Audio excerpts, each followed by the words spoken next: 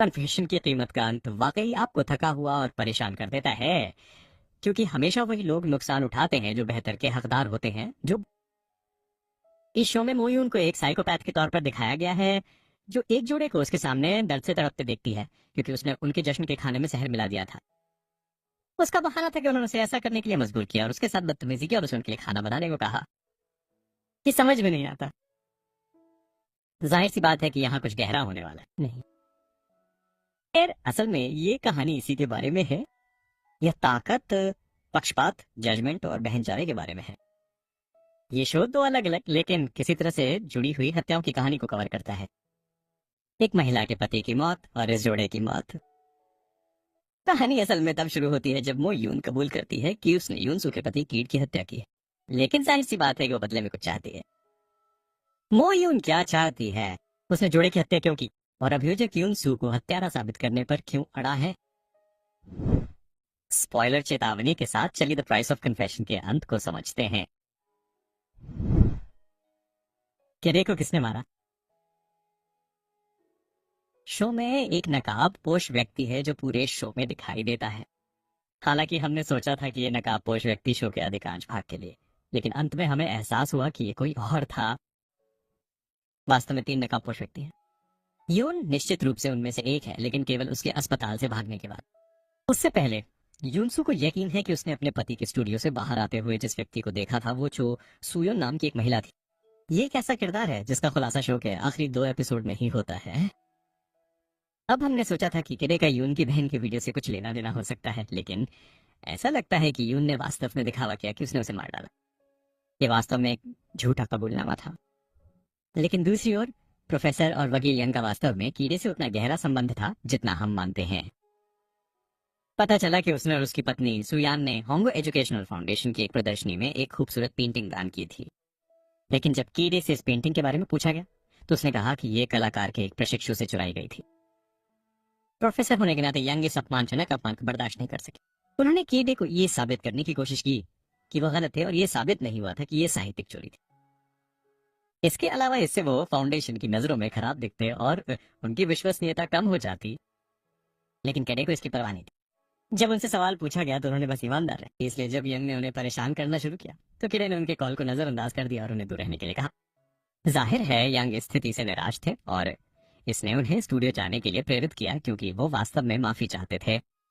लेकिन दूसरी ओर उनकी पत्नी ये नहीं देख सकती थी कि उनके पति इस तरह की किसी बात पर पागल हो जाए। वह आदमी बिल्कुल असभ्य था और इससे उसे वाकई गुस्सा आ गया, इसलिए उसने बिना सोचे समझे उसकी हत्या कर दी। सच कहूं तो केडे की हत्या से इस जोड़े को कुछ भी हासिल नहीं हुआ।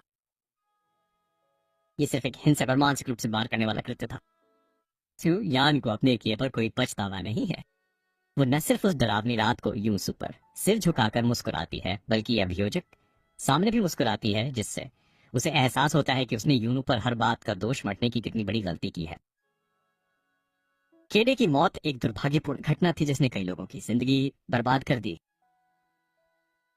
दूसरी ओर यून इस जोड़े को सिर्फ इसलिए मार डाला क्योंकि उन्होंने अपने बेटे के अपराधों को छुपाया था, जिसके कारण उसकी बहन और पिता ने आत्महत्या कर ली थी।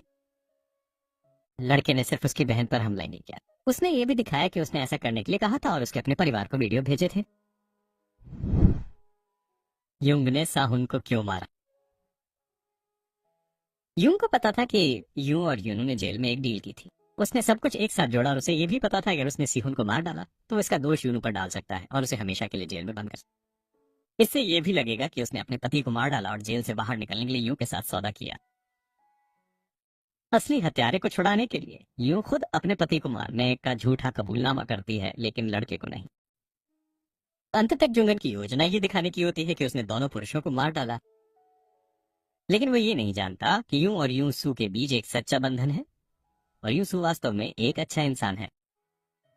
वो किसी में भी बुराई नहीं देखती है और इसलिए वो यूं को एक सगी बहन की तरह पसंद करती है।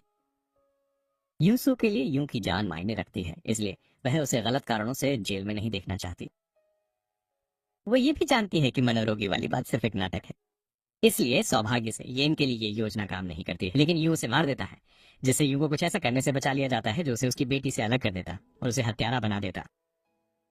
यूं के लिए कुछ भी नहीं है, लेकिन यूं को वापस जाने के लिए एक बेटी है, इसलिए वो उसके लिए सबसे बड़ा त्याग करती है। और ये वाकई बहुत दुखद है क्योंकि यून की मौत उसके पति की मौत के समान है। और यून यून सू की गोद में उसी तरह लेटी है जैसे कीड़े लेटी थी। यून सू को इस सबके बीच एक दोस्त मिल गया था, लेकिन दुर्भाग्य से उसने उसे भी खो दिया। डोंग हुन यूनू को हत्यारा क्यों बनाना चाहता है?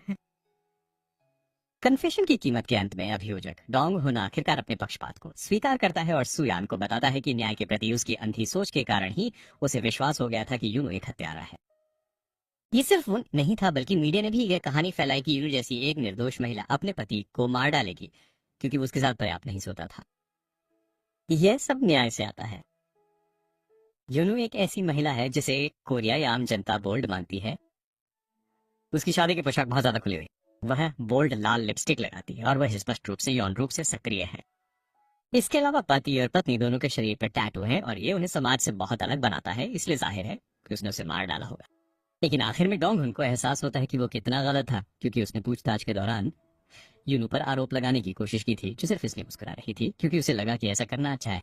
इस बीच सुयान एक सम्मानित युवती के रूप में सामने आती है जिसकी शादी एक प्रोफेसर से हुई है। हम उसे तब तक नहीं देख पाते जब तक कि बड़ा खुलासा नहीं हो जाता, जिसका मतलब है कि वो छाया में छिपना पसंद करती है और खुद को दिखाए बिना सभी रस्सियों को खींचना जानती है। सुयोन एक सामान्य दुनिया में उस तरह की व्यक्ति लगती है जिससे आप बात करना चाहते हैं, जिससे आप परिचित होना चाहेंगे। ऐसा कोई तरीका नहीं कि किसी व्यक्ति को सिर्फ इसलिए मार डाले क्योंकि उसने उसके पति के साथ बुरा व्यवहार किया था। अगर सुयान मुख्य संदिग्ध होती तो कोई भी ये कभी नहीं मानता कि उसने ऐसा किया है, क्योंकि कहानी ऐसे ही चलती है और महिलाओं को ऐसे ही आंका जाता है। तो मुझे लगता है कि यहाँ असली सबक यह है कि किसी किताब को उसके कवर से ना। सौभाग्य से डोंग हुन एक बुरा अभियोजक नहीं है, नहीं वो भ्रष्ट है, वो बस अंधा है। हालांकि कभी कभी और भी बुरा हो सकता है। लेकिन डोंग हुन को सीहुन की मौत की तस्वीरें अलग दिखने के बाद एहसास होता है कि शायद वो गलत हो सकता है। वो शुरू में से छिपाने की कोशिश करता है क्योंकि उसे अपनी गलतियों पर शर्मिंदगी महसूस होती है, लेकिन बाद में वो तस्वीर डिलीट करके अपनी गलती स्वीकार करता है और यूसू का पक्ष सुनने को तैयार हो जाता है। घड़ियां क्या दर्शाती हैं? कन्फेशन की कीमत के अंत में यूसू अपनी बेटी सूप को थाईलैंड में उस जगह ले जाती है जहां यूं काम करती थी। हम ये भी जानते हैं कि उसका नाम वास्तव में मोयू नहीं, कांग सोहाई है और उसे थाईलैंड में दूसरा नाम मिला है। मोमो नाम की एक महिला थी जो सोहाई की अच्छी दोस्त बन गई थी। वो हमेशा उसके साथ रहती थी क्योंकि सोहाई ने उसकी जान बचाई थी। लेकिन जब मोमो बहुत बीमार हो गई तो उसने सोहाई से एक ही विनती की, और वो थी कि वो उसे मार दे ताकि उसे तकलीफ न हो। बदले में मोमो यानी मोयू सोहाई को अपनी पहचान दे देती है ताकि उसका बदला लिया जा सके। उसने कहा कि उसके लिए कुछ नहीं कर सकती, लेकिन अगर इससे सोहाई को मदद मिलती है तो वो खुशी खुशी उसे अपना नाम देगी। अंत में हत्या के प्रयास के लिए जेल में अपनी 2 साल की सजा काटने के बाद यूनू अपनी बेटी को थाईलैंड ले जाती है जहाँ सोहाई रहती थी और अपना सबसे अच्छा जीवन जीती थी, और गुलाबी घड़ी वहीं छोड़ जाती है। ये घड़ी मोमो की थी और अब ये अपनी सही जगह पर वापस आ गई है। दूसरी ओर डोंग हुन सू यान से पूछता है कि वो अब अपनी घड़ी क्यों नहीं पहनती है, और वो बताती है कि उसके पति और उसने एक दूसरे को घड़ी तब खरीदी थी जब वो प्रोफेसर बन गया था। अब वो उसके साथ राख हो गई है। ये घड़ी इस बात का सबूत होती कि वास्तव में सुई आन ने कीड़े को मारा था, उसके पति ने नहीं। इसके अलावा स्लैब पर उसके फिंगरप्रिंट वैसे भी हैं, लेकिन शो के अंत में हमें ये नहीं बताया गया है कि उसे गिरफ्तार किया या नहीं। वास्तव में वो तर्क देती है कि इस तरह से युनसू भी एक संदिग्ध था, जिससे ऐसा लगता है कि वो निर्दोष है। लेकिन हम बस यही उम्मीद कर सकते हैं कि सबूत उसके खिलाफ काम करें और उसे कीड की हत्या और सीहुन की हत्या में सहयोगी के तौर पर गिरफ्तार किया जाए। सहयोगी के तौर पर अगर उसे छोड़ दिया जाता है तो हमेशा एक मौका है कि वो यानसू के पीछे पड़े। लेकिन मुझे लगता है कि जेल की सजा काटने और थाईलैंड जाके केडे और यून की मौत का मामला सुलझाने के बाद आखिरकार यूनू को सुखद अंत मिलेगा। इस बीच सीहुन के दादाजी ने भी आखिरकार स्वीकार किया कि अगर उनके पोते ने अपनी गलती मान ली होती तो ये सब कभी नहीं होता, पर वो कभी निर्दोष नहीं था। और ये याद दिलाता है कि नाबालिगों को भी उनके अपराध के स्तर के आधार पर सजा मिलनी चाहिए। एक तरह के उपसंहार में यह खुलासा किया गया है कि कीड़े और यून सू की शादी के समय यून और उसकी बहन मौजूद थे। यून ने उसका चेहरा देखा था और अपनी बहन के साथ जाने से पहले उसे सुंदर कहा था। शायद उनका मिलना तय था।